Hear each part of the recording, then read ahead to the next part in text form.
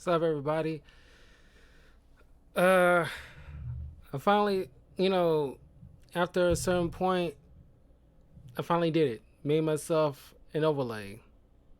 This is probably like I had to spend like at least a good 20 minutes to 30 minutes to find one to like suit my particular needs.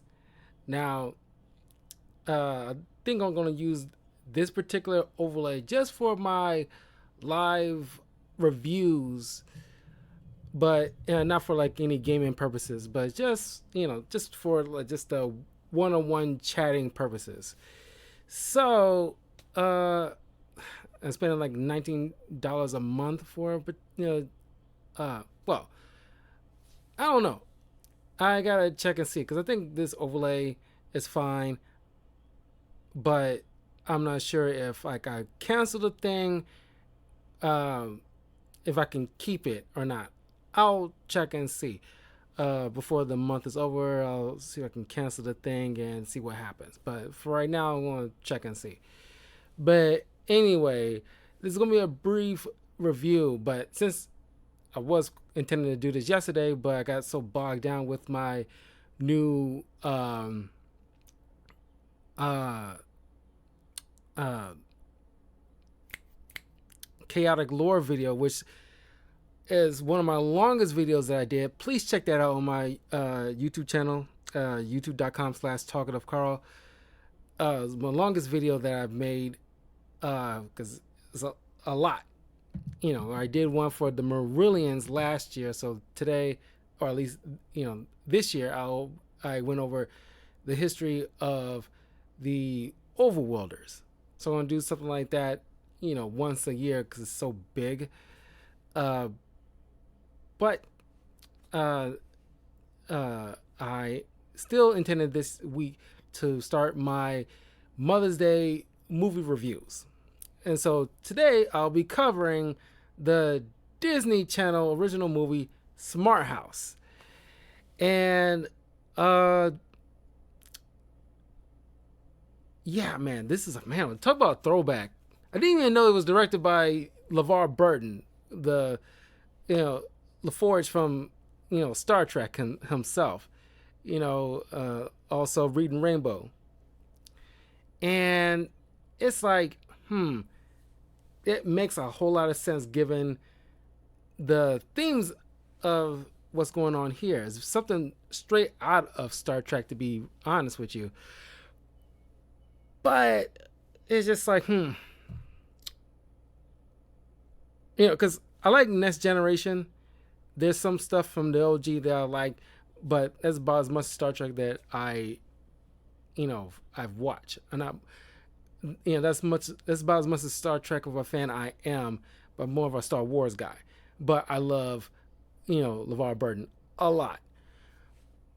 So yeah, this is, man. There's a lot of stuff that's going on with this movie. Not predict the future, but it has some elements where it's like you look at it from today's standards, man, it was ahead of its time, in a way. But yeah, like I said, it's directed by LeVar Burton. Came out in June 26, 1999. So almost like a month from now from the anniversary of this movie being released. So it stars Katie Sagal as Pat the Smart House, Ryan Merriman as Ben Cooper, Kevin Kilner as the father Nick Cooper, Jessica Steen as Sarah Barnes, the Smart House creator, Katie Volding as Angie Cooper, the younger sister. So, not too long ago, a 13-year-old Ben lost his mother. It's never specified as to what happened to the mom. She just, passed away. And so he spent at least most of his time not getting into any extracurricular activities that typically a 13-year-old boy would probably want to get into. We spent most of his time trying to take care of the family, kind of taking up the mother role in a sense, and also sacrificing his childhood in the process, and something that I know it was 1999. Not many people really kind of took uh, advantage of, you know, therapy, because typically around in the past handful of years, people have been very like leaning heavily into going to therapy and everything like that.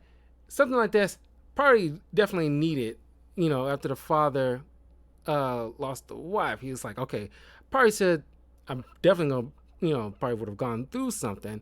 So probably, it's a good idea that, okay, definitely at least the kids should speak with some kind of child therapist so they can, get over this hump, because obviously it will be affecting them, especially the son, as you can see, because he would have been old enough to be privy to this. While the younger sister, would probably be, not that, as we hear, that she doesn't have that hardcore memory because she was so young, but she, still remembers, but, it's, not to the same degree as like probably the son, who probably had a lot more, not probably, definitely had a significant amount, lot more time by comparison to have it a significant effect on him.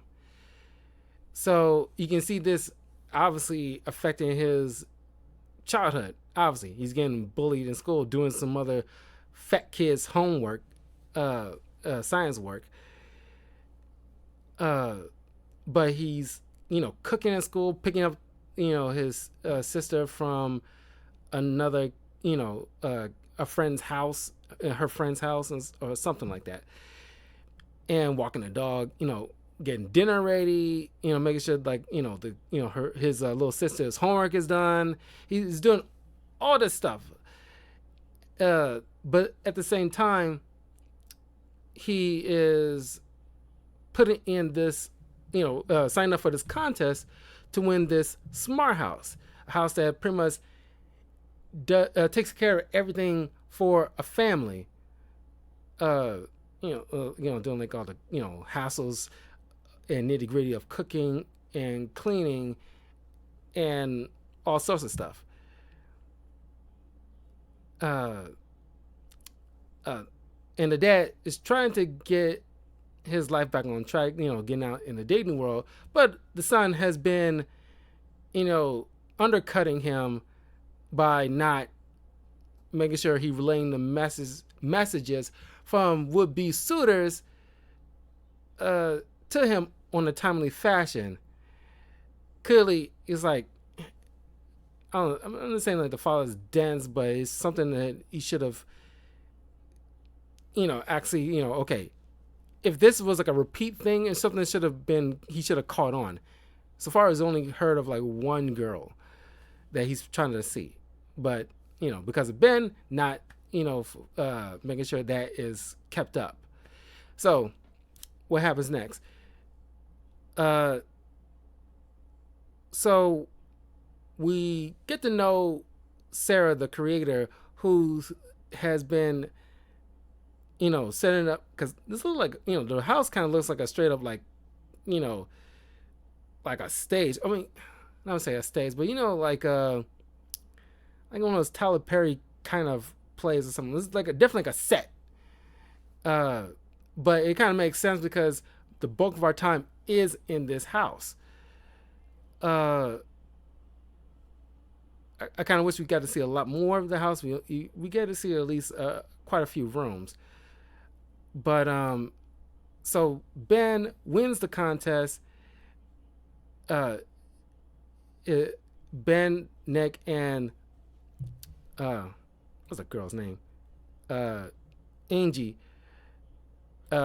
meets up with Sarah and her boss in the debut of this smart house, which it kind of reminds me of the Simpsons Halloween episode where the place that the Simpsons are staying is being controlled and voiced by the AI Pierce Brosnan, which is one of my favorite Simpsons Halloween specials. That still stuck with me because that is a really good episode. Um, that ends up falling in love with Marge. So it's kind of the same thing here with this.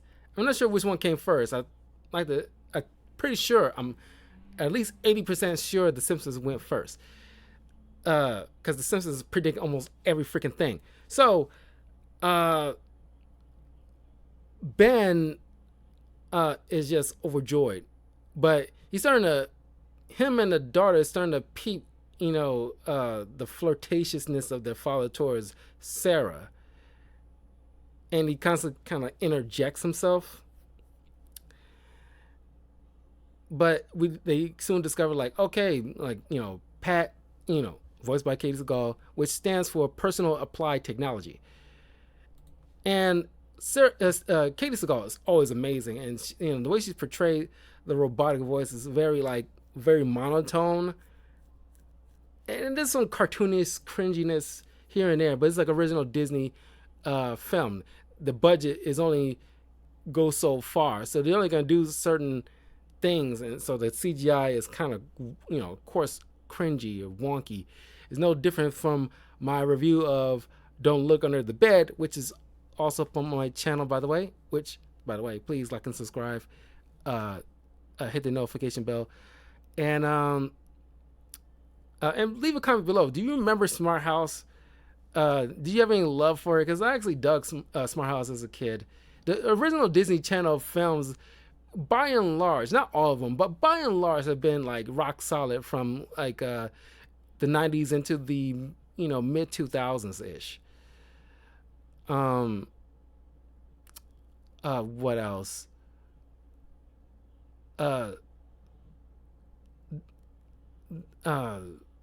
Ben has like kind of been snapping at people because the little girls, getting warming up to Sarah, but he's like, Ben is like, it's like, why you want him to get with her anyway? Is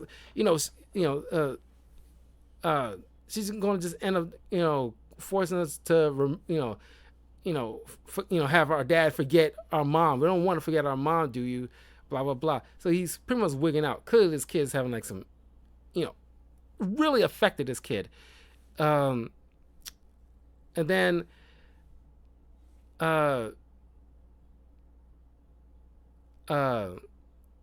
he eventually gets Pat to give like Sarah give him Sarah's number so he can ask her out on a date. Of course, this was obviously a no for Ben, so he thinks upon himself, okay, Pat is already doing a lot for us, getting us the food, the proper healthy snacks and stuff for our lunches, and in the house, despite the low budget CGI, it's kind of dope. And you think about it, where it's like you see the kids playing mini golf in the living room. It's very interactive. Even the fact that you can change any kind of scenery in the living room, where you can be by the beach or the ocean. You kind of feel that the ocean, like mist and everything like that. Very interactive. It's like something straight out of something you see from Star Trek, honestly, where it's like the kind of house with all the gizmos. And like I can definitely see that in today's world, where all the with the technology, I can see Elon Musk or Jeff Bezos or something like, smart guys like that having houses, or envisioning houses for everyday people. You're already getting like these Teslas that's supposed to drive themselves. It's not too much of a stretch, because people have like FaceTime and got wall mounted like touch screens to operate that house, to do open and shut certain doors, or turn on the lights in a different section of the house, something like that. So Smart House wasn't too far off of what we can see or literally envision actually being a thing, aside from tentacle coming out of the house to fetch the newspaper, aside from that kind of thing. So Ben decides for himself, like, okay, what I'm going to do just to get my father to like ignore any possibility of hooking up with any woman to replace mom, I'm gonna make Pat become the de facto mom, so he doesn't feel the need for that kind of thing. It's like a pseudo mom. So that's where the theme of Mother's Day comes into play for the movie month. So he goes into the room, housing all the techno gizmos that, the controls Pat and everything like that. He feeds into the computer system old, TV show programming centered around the, iconic moms. Now, of course, they're like made up stuff, but I kind of wish they would have included something like, I don't know, like, like those old Nick and Knight type of TV sitcoms, uh, like I Love Lucy or the mom from Family Matters or something like that. Like old sitcom moms that, kind of course, maybe they don't want like to pay anybody. That's why they kind of fake, sitcoms. But it'd be kind of fun to have like, throw in some I Love Lucy or Mary Tyler Moore or something like that. To fit the mold of like an old, 50s to 90s moms, of yesteryear. And you see the changes in Pat's mannerisms where it starts to become just singular, monotone, robotic to more, robotic but sincere, like, oh, poor baby, does it hurt? I ought to go there and give that little bully a piece of my mind. And it's kind of like, think like question like, what's up with Pat? I was like, why is she talking like that? It's very weird. Nobody's bringing that up until things get really serious. But she's starting to, filling their kids' lunches with like, brownies instead of something a little more healthy. It's like, oh, don't worry, Nick. What's a little treat every once in a while? Uh, have a good day, babies. And so you see this nice little scene with Nick and Ben as Nick is driving Ben to school. He knows about the whole homework situation with that bully, and Ben doesn't want his father to get involved. His father expressed to him like, "Hey, I know you want me to like do whatever, but maybe if I can offer my suggestion that the only way to deal with bullies is to actually stand up to them," which is sound advice because more than likely you probably get your ass kicked. You may not always win your fights, but at least you stand up for yourself. In the long run, you'll have self-respect, and in the long run, people will respect you. It shows you you can stand up for yourself, which is a healthy thing, that will benefit you in the long run when you get older. And not to take, sometimes you gotta take crap, but you got to use some discernment of when and when not to take any crap. But it's up onto the person themselves to use that discernment. I mean, me personally, my father, not saying it's bad advice, but it's just he didn't teach me the whole stand up for myself to dealing with bullies. It's like go to the principal or the teacher to how to handle it, which not a wrong thing to say, but it's just like you just teach me pretty much how to be a snitch, or not necessarily a snitch, but it's like every once in a while, I would like to have that encouragement. If I had kids, I would give that similar advice, but if it's persisting, I'm going to just let them know, like, okay, after you tell the teacher or the principal and let them know what's up and they still persist, you're just going to have to deck the kid kind of thing. Because, because that whole telling a teacher works to a certain point, but the teacher is not going to always going to be there, and you're going to have to like handle things if you're caught in an impasse kind of thing. But since Nick gives Ben that advice, Ben comes home with a black eye. So uh, they make sure they treat the kid, make sure that everything's all right. So, um, Nick ends up going out on the date with Sarah, and so after overhearing from Nick about wishing Ben could, as he's talking with Sarah, wishing Ben can actually enjoy himself, have some fun instead of worrying about the entire family, because it really isn't his job. He's such a young kid.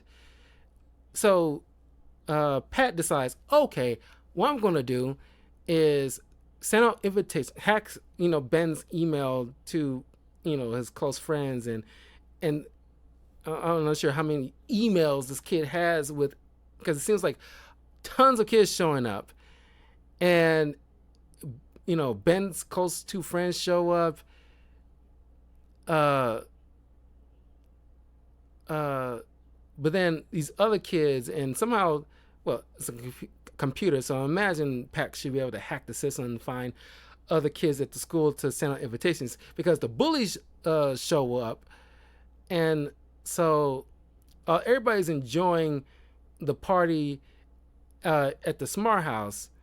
Nick is getting closer to Sarah. They Sarah kiss and everything like that, and Pat decides to haunt the bully. Sending out hologram skulls at him. Sending out that newspaper tentacle thing, and to poke at him and prod him. Most people agreed they could have made Pat a little bit more terrifying in this, despite being a kids show, or not show, but a movie. You could have get Pat to be a little bit more like terrifying, where it's like shooting out like oranges at the kid, or like having some other tentacles coming in and ripping the kid's clothes off and snatching them up, and maybe not tossing them around because that'd be a little bit much, but show some level of terror in this house can be capable of. The kid runs out, and Pat warns the kids, like, if you mess with Ben again, he might go to the hospital, but you're the one's gonna be getting a house call, which is kind of cool burn right there. So the kids go back inside and enjoy the party, but then Angie warns Ben, like, oh, it's almost 10:30. Dad's gonna be home soon. So everybody rushes. All the kids rush out. Ben, who's smitten with this other kid, get a kiss from her, but she left her blouse, unbeknownst to the others. While Ben and Angie put everything on the floor, because Pat is able to, which is kind of dumb, because I can understand her being able to, you see earlier in the film, Pat is able to suck up a spilled strawberry smoothie off the ground, kind of eliminating the need for vacuuming and mopping, which is pretty dope. But Pat has the kids push all the trash on the floor, cups included. Now, she soaks up everything. This is where I have a problem with it. Even as a kid, I always had a problem with this. Okay, when Angie spilled her strawberry milk, the cup didn't get soaked up into the floor. The liquid did, which your mind can, glom onto that and make it make sense. But you got paper plates and plastic cups and bottles, and not just like things like popcorn or whatever. All that gets sucked up on the floor, and it's like that. The liquid's okay. Everything else doesn't make any lick of sense. Like I said, they only had like a limited budget and limited amount of time, so they flashed through that kind of stuff. But it's just something I had to point out. But then Nick finds the girl's blouse. Clearly, he had people over. So he chastises not only the kids but Pat for going behind his back to have some kind of party, and stress that yes, I wanted my kid to have fun, but responsible fun. Something that I'm there to monitor so nothing goes wrong. I get the dad's point of view, because it's kind of like a thing. where like young kids have back in the day, like sneak and have parties over the house with the parents gone, kind of stuff. It's kind of almost like a rite of passage. It's like doubt the father never went over or had himself a party where while his parents was out. It's always it's always like a thing. I don't know about this day and age with all these kids with their like Google glasses and all the other crap. Uh, is very low social interactions with Gen Z kids. They act like they, everything has to be a safe space. Bull crap. What's the fun in that? Anyway, so uh, Pat, takes what Nick says a little too seriously. So now she's become like a more stricter mother type. So Ben, who's going out to play basketball, Pat's like, "You're not leaving out of this house until you pull up your shorts on, young man. This is how everybody wears them." And so she electrifies the doorknob so he can't get out. So he pulls out his pants. So Angie can't watch her cartoons. She keeps Pat keeps flipping the channel to some kind of nature documentary, which annoys her. Nick can call Sarah because Pat's like, "You still got some work to do, sir," and somehow, not only she's able to like undercut the house phone, somehow she not rigged, but kind of like got into his cell phone, so that way he can't call out. I mean, I guess she tapped into like maybe like the not Wi-Fi, but the telephone signal lines or something like that to undercut him. So now Ben got the nerve to in the car complain about Pat's freaking out. You gotta call Sarah to do something about it. Boy, you know full well why this house is freaking out. You should have do something about it and see what's up. You don't want to have been fool around with it. You don't think this is all pretty strange after you tampered with it? So Sarah comes by and shuts down Pat to like kind of reboot her after a while. So Nick offers to have her over for dinner. They all have a nice little dinner, but Ben freaks out, completely rude towards Sarah. So then Nick finally has like a moment to chastise Ben for his attitude, and he lets Ben know he's not the only one who lost somebody, and it's like I know you lost a mother, I lost a wife, I lost a partner who been with me for the longest time. Like I love her too, but at a certain point we have to be able to move on. I'll never be able to forget your mom. That is never going to happen. But I have to be able to be an adult and move on with my life. And you have to do the same. And of course, this is maybe it's because of LeVar Burton, but a lot of these original Disney Channel movie, maybe half of them at best actually has some legit good acting from the actors involved with these films, because you see like some emotional when things need to be played seriously, there's some legit good acting from especially from the dad and Casey Segal and the boy playing Ben. Really solid acting. And this finally gets through Ben's head. But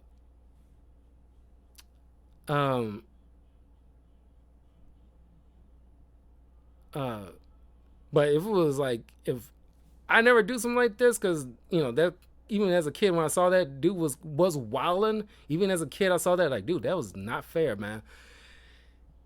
If it was like anybody else that I know who did something like that, the parents would have made sure that kid goes back. I mean, he says it in the scene, but I would like to see like Ben actually go down there and actually apologize to Sarah from acting like a complete ass.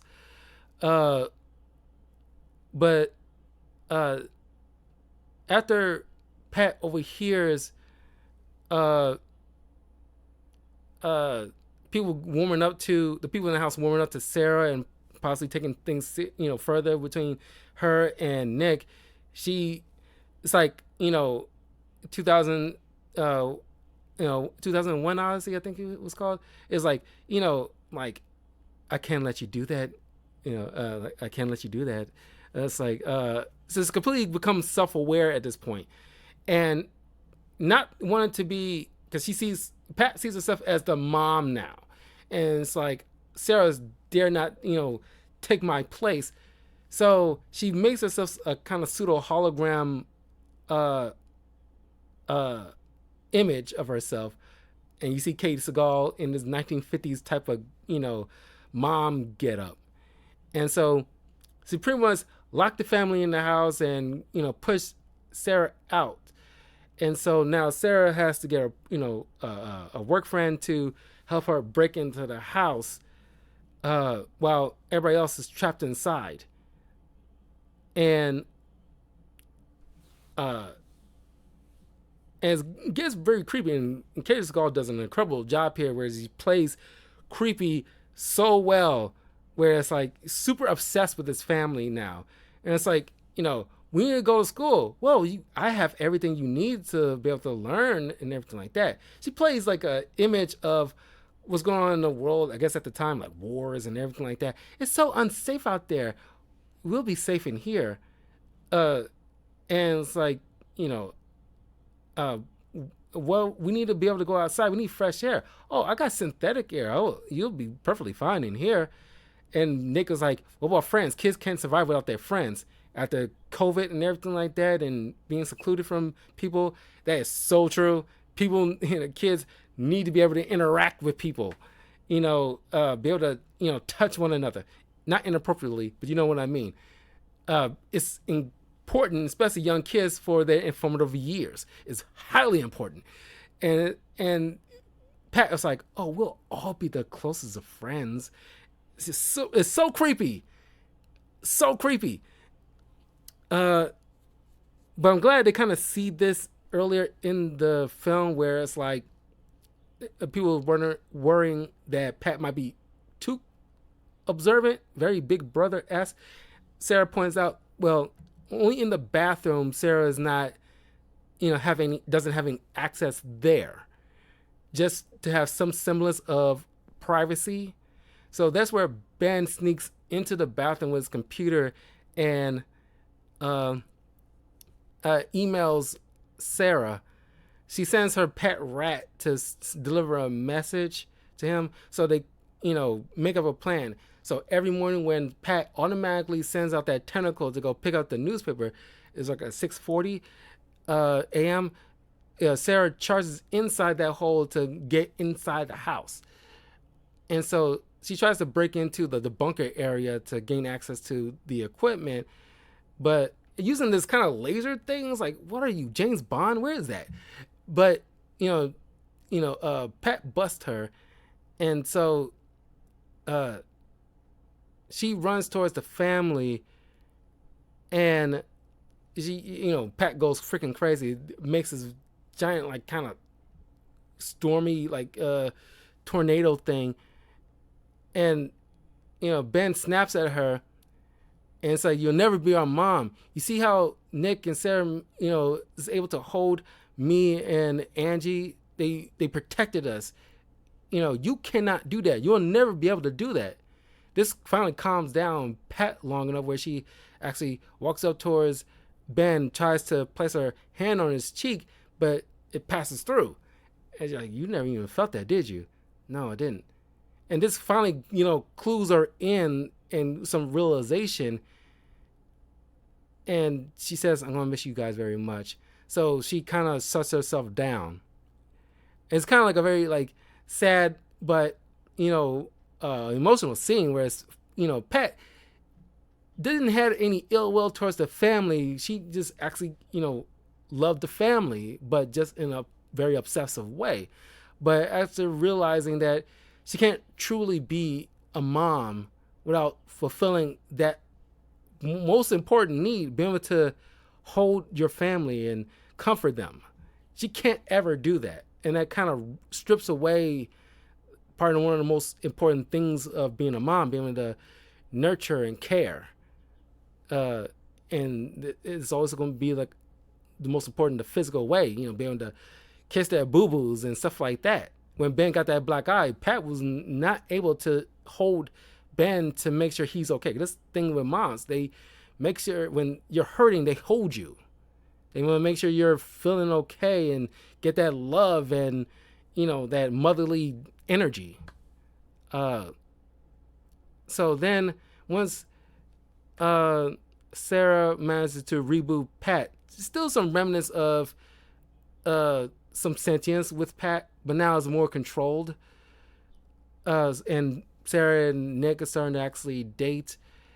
And so, all is well with the family now. Now a little bit more bigger with Sarah involved. And that's where the movie ends.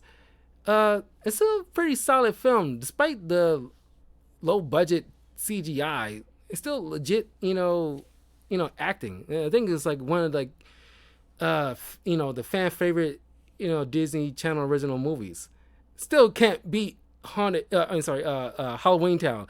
I'm sorry. Halloween Town is probably like still the tippy top, right next to the famous Jet Jackson film. Oh my God, I forgot about the famous Jet Jackson. That is another one that's like I need a, R.I.P. Lee Thompson Young, but man, I need to put that on the list at some point. I want to review the famous Jet Jackson because it was a TV show, but they eventually made like a movie out of it. But man, I gotta put that on the list. The famous Jet Jackson movie. That's another one that was a really, really good film. I remember loving the hell out of that. But yeah, let me know in the comments below what you guys think of Smart House, and I will see you guys. I might pop in later to play a little bit more of Borderlands, but for right now, I will see you guys later. Take care. I'll see you all soon.